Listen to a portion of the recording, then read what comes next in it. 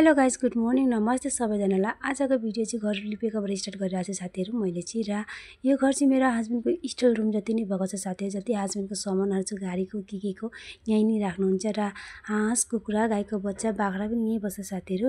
ठुल्ठुलो कुखुरालाई मात्रै म चाहिँ उहाँ माथि खोरमा राख्छु। सानो सानो बच्चा भएको माउलाई चाहिँ म यहीँ फुलुङमा थुनेर राख्छु साथीहरू। अनि बाख्राको आमा छोरा पनि यहीँ बस्छ, खसीहरू मात्रै उता बस्छ साथीहरू। अनि गाईको बाछा पनि यहीँ, फेरि सुँगुरको दाना पकाउने पनि यहीँ हो, गाईको दाना पकाउने पनि यहीँ हो। आफूलाई कहिले कहिले मासुहरू पकाएर खानु मन लगाउने आगोमा यहीँ नै हो साथीहरू। त्यही भएर यो घर चाहिँ छिटो छिटो लेत्रा हुन्छ अनि हामी चाहिँ लिपि नै राख्नुपर्छ।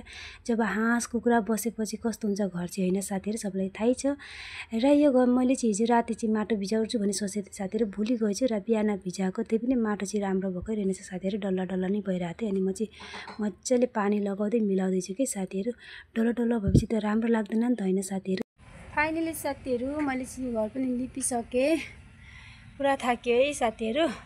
मैले चाहिँ बिहानै राजा रानीलाई चाहिँ दाना दिएको थिएँ साथीहरू, बाबुले स्कुल पुऱ्याउनुभन्दा अगाडि। अनि आएर सिधै कपडा खुलेर खसियालाई घाँस लगाएर यो घर लिप्नु पसेको साथीहरू। 11 पो बज्न आँटेछ। बिहान 1 गिलास पानी मात्रै खाएको हो साथीहरू, भोकै लागिसक्यो। लिप्दा लिप्दा 11 बजिसकेछ। अब म चाहिँ चिया बनाएर खानेछु र फेरि बाबु ल्याउने टाइम भइहाल्छ, फटाफट खाना बसाल्छु, दाल बसाल्छु। एक्लो जिन्दगी चाहिँ निकै नै साह्रो हुन्छ है साथीहरू। उता गर्दा यता भ्याउँदैन, यता गर्दा उता भ्याउँदैन, होइन। बिहान लिप्नु भने अब होइन, बिहानको घरको कामै सकिँदैन। मलाई चाहिँ बेलुका घर लिप्नु राम्रो लाग्छ। फेरि बेलुका चाहिँ यहाँ हाम्रो गाईको बाछा अनि यो माउ बाख्रा बान्छौँ, त्यही भएर बेलुका पनि लिप्नु सक्दैनौँ साथीहरू। जति सक्छ दिउँसै लिप्नु पऱ्यो कि बिहानै लिप्नु पऱ्यो। बिहान त भ्याउँदैन, त्यही दिउँसै नै लिप्छु म चाहिँ, पढाइ भएको साथीहरू।